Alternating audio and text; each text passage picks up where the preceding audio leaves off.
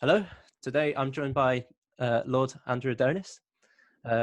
Andrew Adonis is a Labour Party politician, and of course he's in the House of Lords at the moment.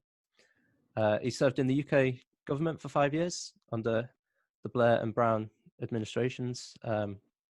He served as Secretary of State for Transport from 2009 to 2010. He's formerly Education Minister and head of the No. 10 Policy Unit. He's been a journalist at the Financial Times and the Observer. He's the author of many books, but today we're going to be discussing Andrew's fantastic new book on Ernest Bevin, Ernest Bevin, Labour's Churchill.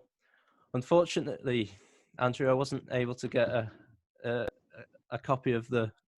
There you are. Yeah, there we go. I mean, that's the one, but I like the Kindle one too. So it's sold out. I mean, you must have had a pretty good success. Yeah, it has so sold far. out, but it's which I think tells you something about hitting the moment. Bevin was an arch pragmatist, and he was a great trade unionist. And I think people are keen to hear more about characters with big characters with both of those features. That we're now into pragmatism again on the left because we've had a run of ludicrously extreme and ineffectual ideology. So a pragmatist who can actually win and who prized the winning of power is hugely important. Pragmatism with principle, of course, and Bevin was an absolutely mainstream social democrat, but also Bevin was a great Labour organiser. And as we look back on the failures of the modern Labour Party, the fact that there hasn't been a big Bevin figure since Ernie himself died in 1951, I think is a big part of the story of the problems of the Labour Party and the left, and indeed the trade union movement over the last half century. So, with a bit of luck, the lessons will start to permeate. A quote that sticks out from the book is, "To understand modern Britain, warts and all, you need to understand Ernest Bevin." Can you explain a bit? Ernie Bevin created the 20th century organised working class. Before then, it hadn't been unionised for the most part. It was largely ununionised. And the Labour Party was a minority party. Before Ernie Bevin, it only formed 2 minority governments. And Ernie changed both of those features fundamentally. He turned the union movement into a mass movement for the first time. The Transport and General Workers Union, which he founded in 1922, became the largest trade union in the free world. And it also became the bedrock, the organisational bedrock and the leadership bedrock of the Labour Party. And looking at how Labour moves from being a minority party to a majority party in the 1940s, the institution of the Transport and General Workers Union and the personal leadership of Ernie Bevin are both absolutely indispensable. And the person who realised that best of all was Clement Attlee, because Attlee always said that his right-hand man was Ernie Bevin. Though I know in Bevin, who Bevin called his namesake, and the two are often confused, though he is a Labour household god because of the NHS, and rightly so. I'm a huge fan of the NHS. It's one of the greatest Labour creations of the 20th century. Nonetheless, there wouldn't have been a Labour government in 1945 without Ernie Bevin for 2 reasons. Firstly, Labour wouldn't have been trusted with power. It's Bevin and Attlee at Churchill's right hand in that coalition government after 1940 that makes Labour a reputable party which can be trusted, particularly with Britain's international position and with the fate of the middle classes, in a way that would have been inconceivable even a few years before. And secondly, it's Bevin who essentially delivers the trade union movement for the Labour Party in 1945, and that had never happened before because so small a proportion of the working class had been unionised. So he's an absolutely seminal figure, Ernie Bevin, and he's been unjustly neglected. Why he's been neglected is very interesting and tells you a lot about the weakness of the left, that the left has always had problems coming to terms with its working class leaders, because most modern Labour politicians are middle class. They don't actually understand the trade union movement. There's some honourable exceptions, like Alan Johnson, and it's very telling, Ernie Bevin is Alan Johnson's great hero, but they're the exceptions, not the rule. And the other big problem is that Bevin prized pragmatism which is hugely important in politics. It's after all what makes the Conservative Party the dominant party, is that they have an ideology, but they are constantly pragmatic about applying it. And Labour's never very good with pragmatism. It regards it as betrayal. And every significant Labour leader goes through this cycle of being regarded as the great betrayer. And then usually about 2 generations after they start, when people forget the betrayal and realise actually it was jolly good thing having a Labour government and it did good things, then suddenly that changes. Now that has happened to Attlee, who was regarded as the great betrayer by the left in the 50s and 60s. His name was absolute mud in the generation after. But as a generation came to the fore that couldn't remember what the betrayals were that Attlee has supposedly committed, he came back into the limelight again, along with Bevin, who'd managed extraordinarily to avoid the betrayal narrative, partly because he resigned from his own government and attacked it by the end, which is part, of course, of the reason why Labour lost in 1951. So he got the betrayal narrative in first in a curious way. But Bevin coming back now as he is, and I'm very struck by the reception to the book people are responding to it, I think is partly because there's now a new realisation that it's about time we on the left got pragmatic again, or else we're going to be ruled by the Conservatives forevermore. Can you tell us a bit about the writing process? How long did it take you to write, and what were your sources of inspiration? Well, as with many of the books I've written, it evolved. Originally, I wasn't intending to write a life of Ernest Bevin. As you may know, I've been really engaged in the battles over Brexit in the last few years, which I still regard as the single biggest self-inflicted public policy mistake that we've made in Britain since the Suez crisis. In terms of the management of the COVID-19 crisis, that's been even worse. But that, to be fair to Boris Johnson, wasn't self-inflicted. That obviously was an external event. But while I was doing the Brexit battles, which, by the way, I don't think are concluded yet. I think they're paused. I don't think we've worked through this Brexit issue at all as a country and as a group of politicians either. But while I was doing it, one of the things that intrigued me was the growth of really serious Euroscepticism and anti-Europeanism in modern Britain. And I wanted to trace its history back. And of course, the history, I'm afraid, goes back to the 1945 Labour government, because it's Attlee and Bevin who refused to join the European Coal and Steel Community after the Schuman Plan in 1950, which I think is arguably one of the biggest mistakes of that government. And I go into that in my book. However,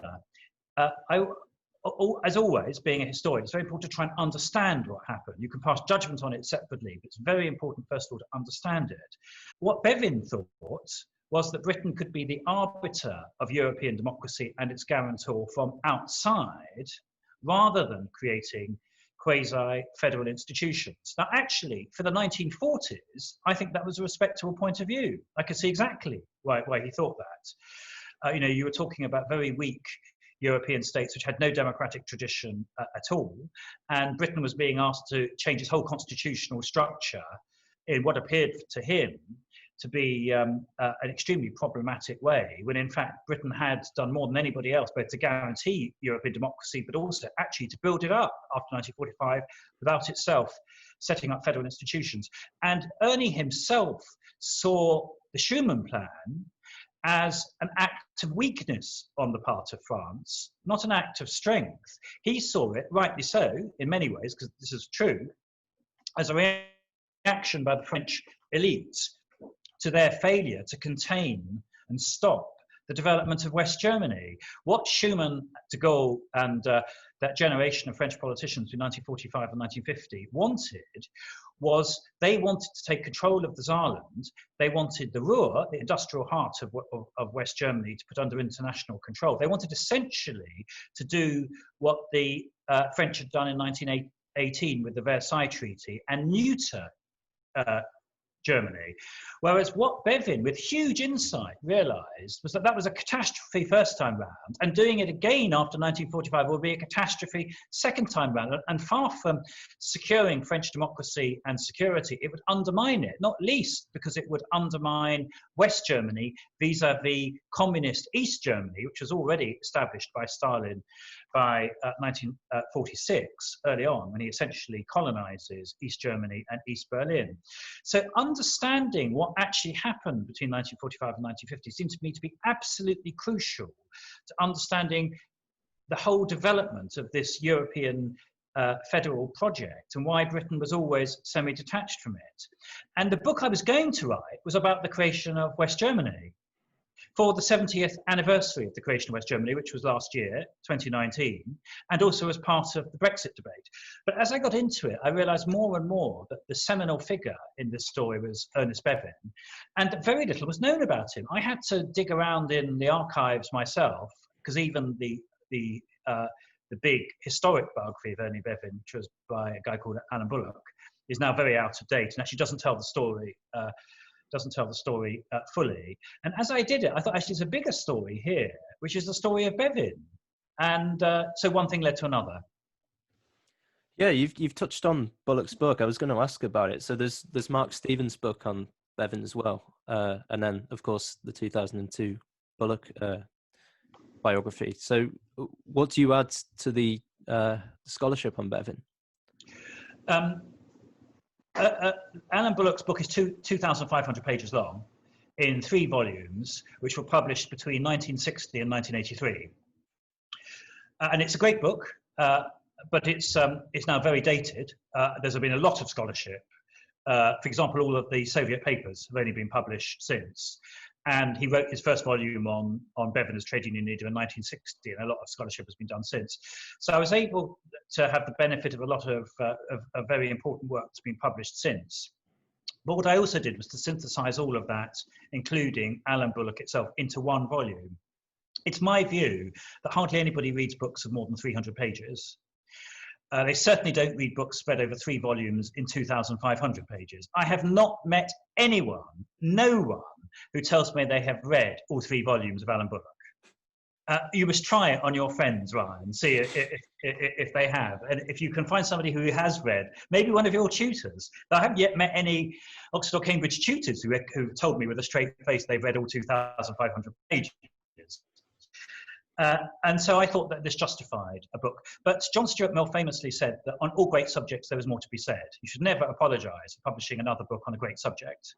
In Ernest Bevin's case, not only is he a great subject, but actually remarkably little has been published on him. You mentioned the biography that came out in 2003. That's the last one to have come out. And that was written from a very left-wing perspective. Its argument vis-a-vis Bevin, amazingly, is that he wasn't pro-Stalin enough, which I find an incredible argument with the passage of time. The idea that he should have been doing deals with Stalin, can you imagine what would have happened? So as soon as I read that book, I wanted to throw it at the wall. And that just gave me an even bigger incentive to write this one, which is to put Ernest Bevin, as I see it, in his correct setting, which was as a brilliant foreign secretary in most respects, not all respects. I chronicle his anti-Semitism, which I think is his worst aspect. In most respects, he was a great foreign secretary. He was also a very, very great figure in the leadership of the Labour Party, and he has a lot of lessons to teach us today, and that's part of the story of the book too. So the title of the book is Ernest Bevin, Labour's Churchill. So what's Churchillian about Bevin? He served at Churchill's right hand during the Second World War, to a much greater extent than I realised. I hadn't realised that essentially Bevin runs the home front. He's had because people think of Attlee as the Deputy Prime Minister, they don't understand that when it came to mobilising industrial Britain at home, which was the key to winning the war, it was actually Bevin that did that. And in the public's mind in the 40s, by far the biggest figure besides Churchill and that wartime coalition was Ernest Bevin. So he was Churchillian in that sense, literally in working with Churchill. He was a very Churchillian character, a massive man of huge appetites in all kinds of ways, larger than life, a man around whom legends developed almost as much as they did around Churchill himself. So he's Churchillian in a character sense. He's also Churchillian in a lot of his attitudes too, both good and bad. both he and Churchill were absolutely resolute in standing up to dictators. Indeed, in my book, I argue that he was better at standing up to dictators in some ways, even than Churchill. The final respect in which he was Churchillian is less positive, which is that they were both essentially imperialists. And Bevin was fundamentally a believer in the British Empire as not only a force for good, but a necessary force in international relations and to safeguard British prosperity in much the same way as Churchill was. And I think that was, after 1945, a fundamental mistake, that I don't think empire could be sustained after 45. And in that area, I think the most insightful person was Clement Attlee, who took the decision almost personally against Bevin's advice to set a date for the independence of India, and was more sceptical on maintaining the empire beyond India as well. Though even Clement Attlee didn't call time on the empire as a whole, was still fundamentally an imperialist, but he understood the realities of power in terms of what was happening after 45, maybe better than Ernie Bevin. So they're in a fundamental sense, Bevin and Churchill, parallel lives with a huge amount of interaction, both good and bad. And that's why I went for the subtitle. Another quote that sticks out is, Bevin was revolutionary about ends, democratic about means. What do you mean by that? He was a radical social democrat, Bevin, in terms of what he wanted to achieve in society. He wanted radical social change. He wanted to fundamentally improve the lot of the working classes, and he wanted to create what he called then, and I think this was genuinely visionary, a classless society, where all of those inherited and very deep English characteristics of social and economic polarization. It wasn't just distinction, always differences between people, but this massive gulf between the classes. He wanted to bridge those. But he was never a supporter of class war, and he never believed that violence had a role in politics. And that marked him out fundamentally against the communists and against even parts of the Labour Party, people like Stafford Cripps and the sainted Bevin, who were sometimes shaky on this issue about democracy against political violence. And that's what makes him, in my view, revolutionary about means, but democratic. So revolutionary about goals, but democratic about means. So he faces a tragedy in his early life. His mother dies when he's only 8, and he never knows his father. So how do those early experiences shape his character and in his politics going forward? Ernie Bevin's childhood fundamentally shapes him. He spends a large part of his early life trying to escape from it. He literally escapes from this Devon village where he regards himself as being imprisoned as a teenager in rural Devon. And he leaves with nothing more than his brother's addresses in Bristol, Bristol being the great port city of the southwest. And so that escaping from what he called a form of slavery, he called being a farm labourer in a remote Devon village before the First World War as a form of slavery, and seeking to escape from that was a fundamental part of his motivation thereafter. But he never lost his working class persona and a lot of his working class attitudes and habits. And of course, it was the fact that he became a trade union organizer in Bristol, starting with the Bristol dock strike in 1911 and then developing onto the formation of the Transport and General Workers Union. That, of course, gave him his whole political position and a trade union movement, which came to be the bedrock of the Labour Party. So both his childhood and his early years, up to and including his early 30s, when he sets up the Bristol Carters branch of the Dockers Union, which is how he gets into trade unionism, fundamentally shaped him for the rest of his life. He sets up the Transport and General Workers Union. So could you tell us a bit more about that and how influential he was? Bevin creates the biggest trade union in the free world. He doesn't create it completely from scratch. the single biggest union in the Transport and General Workers Union was the Dockers Union, and he was in the Dockers Union. The Dockers Union goes back to the late 19th century and indeed was at the forefront of a big strike in 1889, which was one of the first big strikes in British industrial history, the Dockers strike of 1889. So he takes a going concern and turns it into a mass national movement, which is roughly what he does with the Labour Party a generation later. The Labour Party was a going concern when Bevin comes along. It had been founded by Keir Hardie a generation before. It's been, as I said earlier, there have been two minority Labour governments in the 1920s and the 1930s, but it was a precarious concern, and it was never a mass popular movement. And what Bevin does is to first of all make trade unionism into a mass popular movement, and then the Labour Party into a mass popular movement. And the key institution which enables him to do both of those is the Transport and General Workers Union, which by the Second World War is, as I say, the largest trade union in the free world and has over 500,000 members. So it's an extraordinarily powerful and novel political movement. An important part of the book is the general strike of 1926. So what role does Bevin play in that? Bevin isn't the key figure in calling the general strike, and indeed, being an arch pragmatist, I don't think Bevin would ever have sought to call a general strike, because he would have regarded it as a quixotic, quasi-revolutionary move that was never going to succeed. But he wasn't controlling the trade union movement then, and the trade union leadership of 1925 to 26 goes along with what's basically a move by the communist leadership of the miners' union to turn what was a miners' dispute, and a very serious miners' dispute, because the mining industry was in a state of abject crisis for much of the 20th century, actually. But they turn a serious mining dispute in the mid-1920s into a general strike. But Bevin becomes one of the main TUC leaders during the strike, and actually he's an absolutely critical figure in getting it called off, because he realizes that the longer it goes on for, the more damage it's doing both the trade union movement and the miners themselves.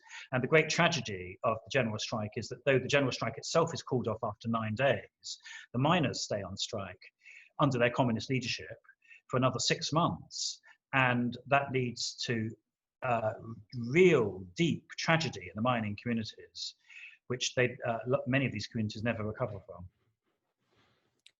Another key quote is, Keynes was to Bevin as Hayek was to Thatcher. Now, what was his relationship with Keynes? Keynes became a kind of tutor to Ernie Bevin. John Maynard Keynes, maybe the most distinguished fellow that your college has ever had, King's College, Cambridge.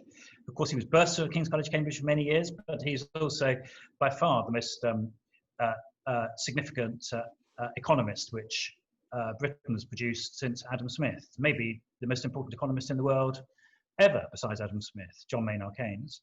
And Keynes in the mid-1920s starts developing the view that mass unemployment isn't inevitable, as people had believed before, that the theory of the business cycle is what held sway before, that cycles of which one feature of the cycle was high unemployment was simply inevitable because of the working of businesses and overproduction, then having to contract and going on in a cycle. What Keynes came to understand, and we now take it for granted, but then was a revolutionary notion, was that public policy could counteract these cycles, and that what the state needed to do was to mobilize public spending and public savings to invest during slumps, to create employment, so that you didn't have periods of mass unemployment during recessions. Now, that was the Keynes philosophy being developed from the mid-1920s, but Keynes was also very practically focused, and he worked very closely first with Lloyd George, who championed this radical approach to tackling unemployment in the late 1920s, who was leader of the Liberal Party then. But also Bevin comes to latch on to Keynes. He sees the huge potential of these Keynesian ideas for trade unions and the Labour Party on the left. And they serve on a very important commission of inquiry together that was set up in 1930 called the Macmillan Committee on Trade and Industry. And the two big figures on that committee are John Maynard Keynes and Ernest Bevin. And between them, Bevin from a very practical perspective, Keynes from a more theoretical perspective, they put together a report which essentially calls for what we now think of as Keynesianism, which is big public investments in public works, infrastructure as we now think of it, and in other employment projects, while the slump is continuing, to reduce unemployment and to raise the level of public investment. And by the mid-1940s, that becomes the established policy of the state. And the defining moment is 1944, under the coalition government, with the 1944 Employment White Paper, which sets as an objective for post-war economic and social policy the maintenance of a quote unquote high and stable level of employment, which was a revolution in official doctrine and policy. And it's Ernie Bevin who presents that paper, which had been largely written by Keynes. It's Ernie Bevin who presents that to the House of Commons. So this Keynes-Bevin partnership is hugely important to the 1930s and 40s, and it's not been properly written up before now. It's interesting why that should be so. I think it's because people haven't looked at the sources as they should have done to see that this was very much a joint project. And Bevin's crucial in promoting future leaders of the Labour Party. So in 1935, he backs Attlee, and in 1945, he stops Herbert Morrison becoming leader of the Labour Party. Now, I've got two questions. Would Attlee have survived or became leader without Bevin? And why didn't Bevin fancy the leadership himself? Attlee wouldn't have become leader without Bevin, because, and we know that with near certainty, because Attlee only becomes leader because George Lansbury is evicted from the leadership in 1935, and it is Bevin who evicts him from the leadership. It's Bevin who makes the big speech at the 1935 Labour Party conference when Lansbury, who was a Jeremy Corbyn figure, Lansbury refuses to support the League of Nations in taking punitive sanctions, including military sanctions, against Mussolini for invading Ethiopia.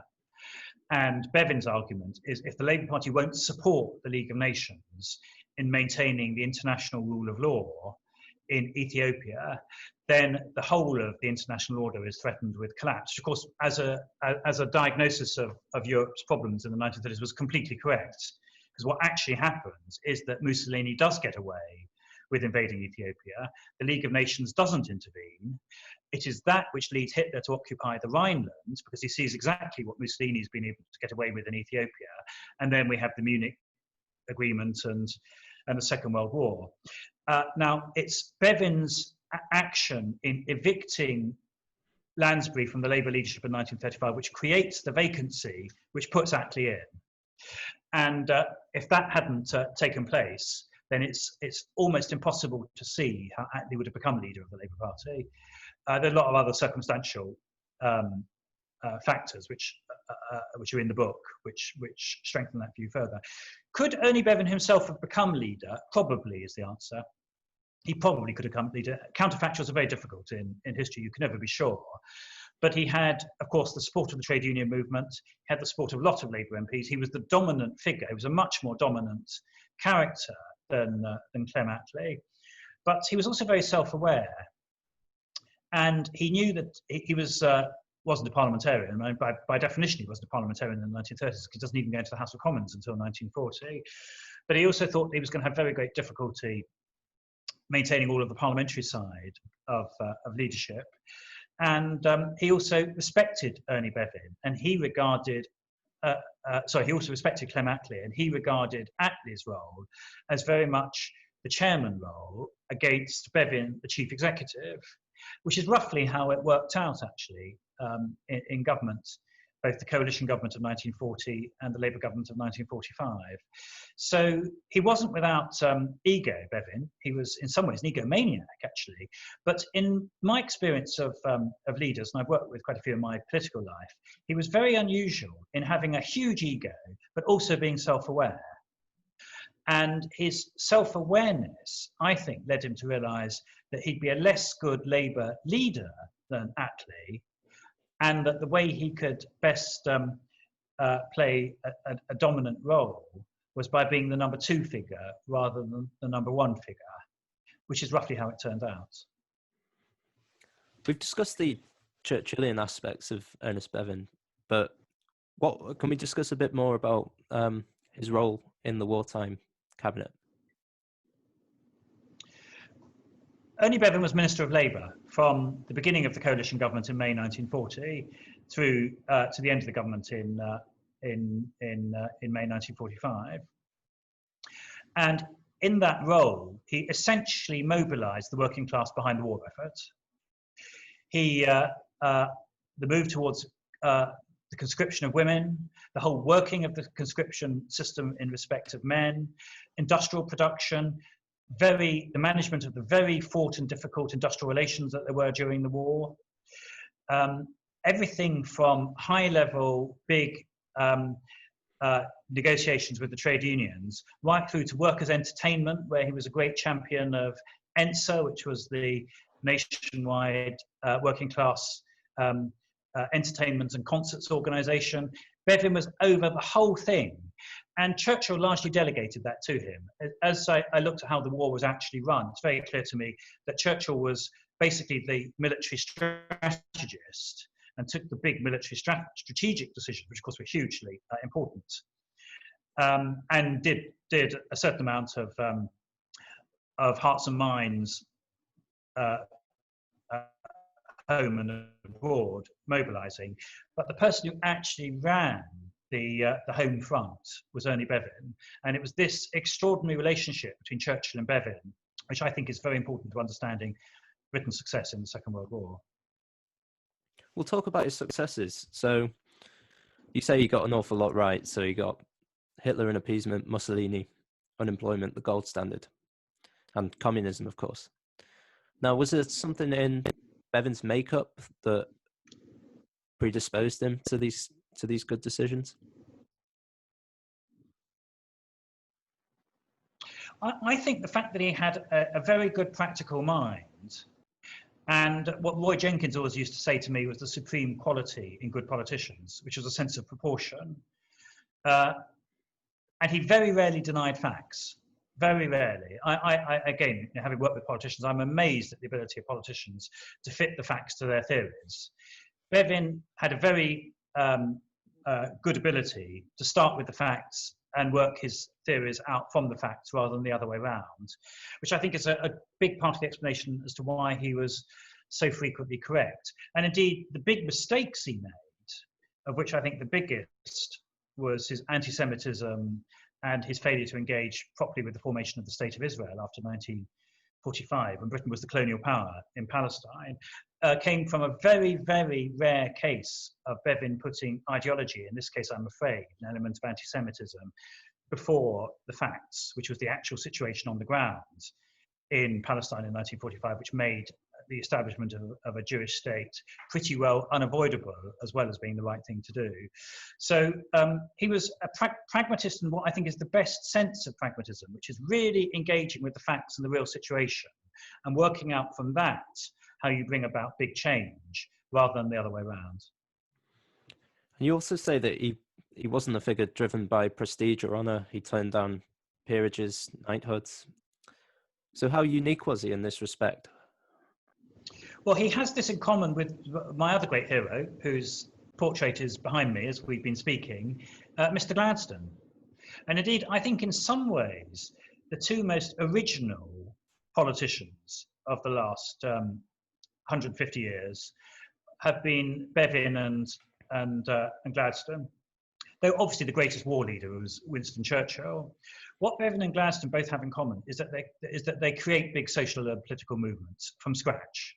or at least largely from scratch. As I said, the Dockers Union existed before Bevin, but he takes it and turns it into a phenomenal national working class movement.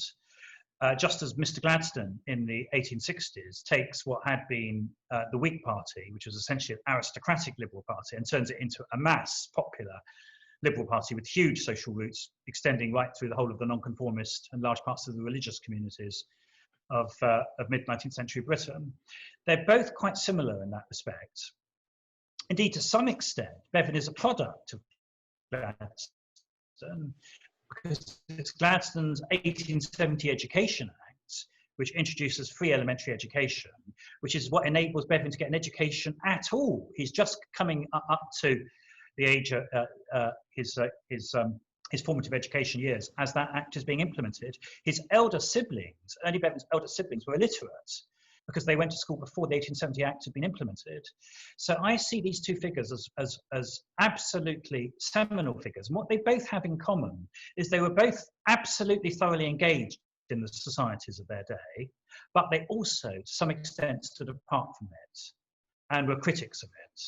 And one of the aspects of that is that they never went in for the established system of hierarchy and honours. Gladstone never accepts a peerage or any honour. Gladstone never accepts any honour, even though, of course, he himself was reasonably wealthy and came from a fairly wealthy family.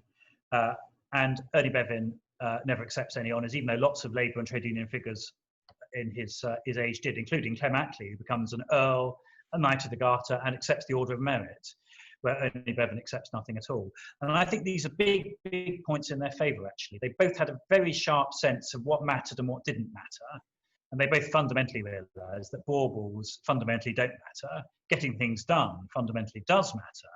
And they both understood that not accepting honours which made them look like part of the established elite was hugely important to their political power.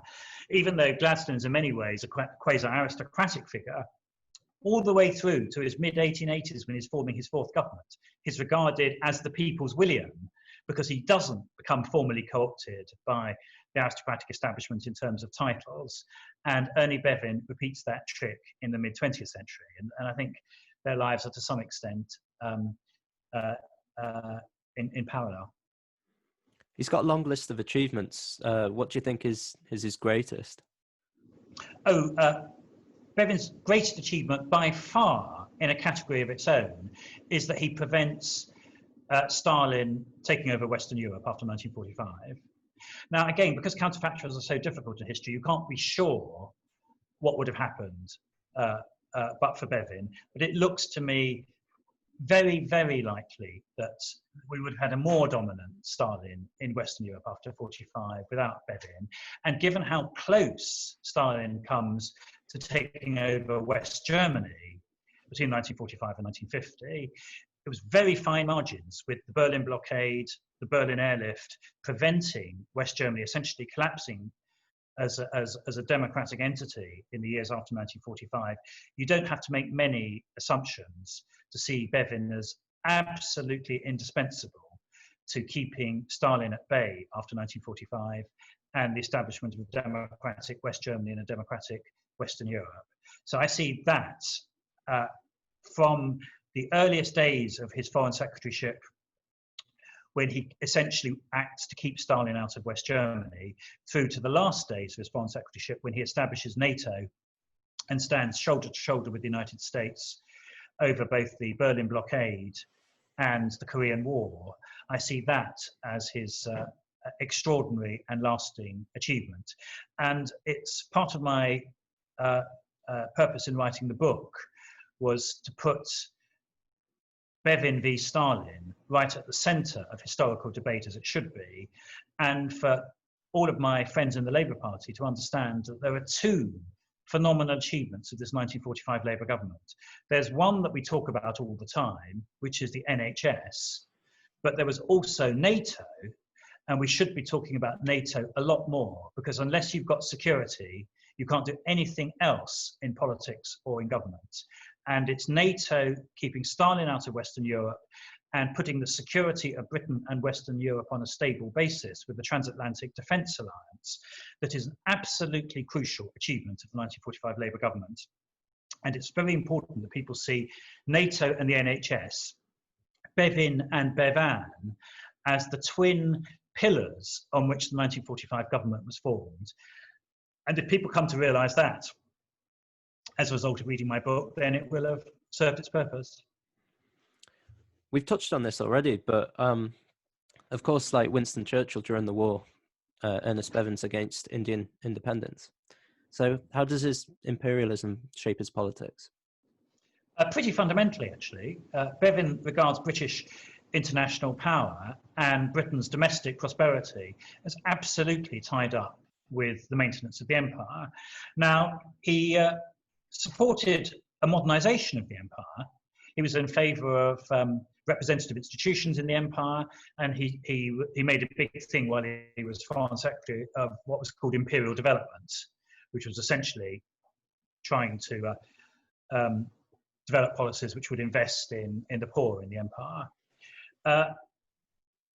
So he was an imperial moderniser, but in my view, imperialism as an ideology just wasn't sustainable after 1945, and it was fundamentally a mistake. And as I say, I think Attlee understood that better than Bevin. Bevin would never have pulled out of India in the way that Attlee does in 1947. And in terms of imperial policy, the best thing the Labour government of 1945 does by far is pulling out of India, because if there hadn't been the withdrawal from India, we could have had, like France did over the following 15 years, a really bloody, chaotic, and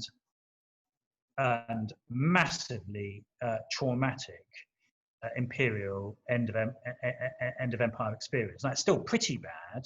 You know, I mean, India is still pretty desperate, the situation when we withdraw, and we have the Suez crisis nearly a decade later, because Anthony Eden makes a last gasp stand to try and defend the British Empire in the Middle East. But it could have been so much worse if Attlee hadn't taken that first big step of announcing that we're going to leave India. And I don't think Bevin would have taken it. I'm almost certain Winston Churchill wouldn't have taken it. And so it also goes to speak to the importance of the Bevin-Attlee partnership, because they're both very deferential to each other. And though they have a massive argument over India, when Attlee takes the decision to withdraw from India, Bevin is 100% loyal to him thereafter. He doesn't seek to unpick the decision or to reverse it or anything like that. And this partnership between them is the absolute bedrock of that government, and it involves quite a lot of give and take between them. Do you think Bevin would have been a leaver in 2016? I don't think so, because, as I say, he was an arch-pragmatist who based his policies on the facts, and I don't know of any arch-pragmatists who based their policy on the facts who was in favour of Brexit in the last years. Almost all the people who were in favour of Brexit were, in one way or another, ideologues who put ideology, a kind of revived version of British imperialism circa 2016, at the heart of their view of where Britain could be in the future. Coming face to face with the facts, I'm virtually certain that Bevin would have been a Remainer. But of course, you can never tell, I can never be certain. And it is clearly the case that Bevin wasn't wild about federal institutions. So I don't think he would have been the greatest supporter of the European Parliament that there's ever been. What do you personally get from Bevin? What inspiration do you take? I find Bevin an inspirational figure. He's a great exemplar of the importance of the human will and the human spirit in triumphing over adverse circumstances, both adverse personal circumstances and adverse social and political circumstances. I find him inspirational in that he was so largely correct in his diagnosis of the problems of his age. And I find him inspirational in that he was on the side of the poor and the least well off in society, whereas most of Britain's dominant politicians have basically come out of the Tory party and the wealthy side of society, including, of course, Winston Churchill, who was the grandson of a duke and an aristocrat to his fingertips. So I find him both a great example and a great inspiration. And I think it would be good for the next generation of Cambridge students to be reading as much about Bevin as they do about Churchill. What do you think Bevin would say about the current labour market and the nature of capitalism in the 21st century? I think he would have seen it as being as fundamentally flawed as it was in his day and requiring fundamental change. But he would have wanted revolutionary goals, democratic means. Of that, I'm absolutely certain. And you end the book by saying that the book was done on the day that Boris Johnson announced the lockdown. Now, of course, it's impossible to say, but what do you think he would have made of our government's handling of the coronavirus? Ernie Bevin absolutely hated people who were half-hearted and amateur in what they did. And how can I put this diplomatically? He would have seen a lot of half-hearted amateurism in the way that we've dealt with the coronavirus. And I think he would have found it a really tragic exercise in misgovernment, as well as the disease itself.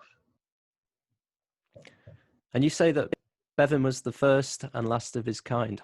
Now, why have we not had a figure like Ernest Bevin since? I'm not sure why there's been no Ernie Bevin since. And indeed, the last chapter of the book explores possible explanations. It clearly has a lot to do with the fact that Labour has been the minority, not the majority party in Britain since 1951. The Tories have run Britain for 2/3 of the time since 51, Labour only for 1/3, which means that there's been fewer opportunities for Labour figures of any kind, including significant trade union figures, to come to the fore. But it's also the case that the unions have been much weaker after 1951 than they were between 1940 and 51, when Bevin was in his heyday. And the weakness of the trade union movement, which has something to do with the fact that it ceased to be so pragmatically led as it was under Ernie Bevin, I think that's meant that fewer serious trade union figures have become national figures. Indeed, the only trade union figure who's become a charismatic national figure since 1951 was Arthur Scargill. And Arthur Scargill was essentially an extremist who started out as a communist. He was the antithesis of Ernie Bevin and was never going to go into mainstream Labour politics. So it's a number of different factors, but like all historical debates, you can't be sure quite why. And it may have something, I think, to do with England's class system that makes it very, very difficult for working class figures to become big national figures. And looking back at it historically, you could argue that Ernie Bevin only manages to do it because of the extraordinary set of circumstances at the beginning of the Second World War. And those circumstances, of course, just never occurred. Do you not think there's any Bevins in the current Labour Party at the moment? Or anyone who closely... Well, I can't see. No. Yeah, I can't see the Ernie Bevin in today's Labour Party. I've been looking for him or her hard, and I can't see them. I can see the Clement Attlee. I think Keir Starmer has a lot of the Clement Attlee about him. The understated, moralistic, very straightforward lawyer, which is what Clement Attlee was. Very consensual. There's a lot of similarities between Keir Starmer and Clement Attlee. I can't see the Ernie Bevin figures, but if I were Keir Starmer, I'd be looking hard to try and find them. Okay, Andrew, I'm conscious of the time, so I'll just finish with this one. Is that a good note to end on? Can I just, one more. What can the modern day Labour Party politicians of all colours learn from Ernie Bevin? A modern trade union movement is as important as a modern Labour Party to the success of the progressive left. That's one key lesson. Key lesson number 2 is never play fast and loose with international security. A Labour Party that's not regarded as patriotic and not regarded as trustworthy on defence and foreign policy will never get elected. And lesson number 3 is that it's great to be utopian, but you need to be a pragmatic utopian. And if you say that's a contradiction in terms, then Ernie somehow made that contradiction work. And it is great politicians who can make the tension between being utopian and being pragmatic, make that work, who are the ones who succeed. And Ernie Bevin did that supremely successfully. And in that respect, his a historical figure who has a lot to teach us today.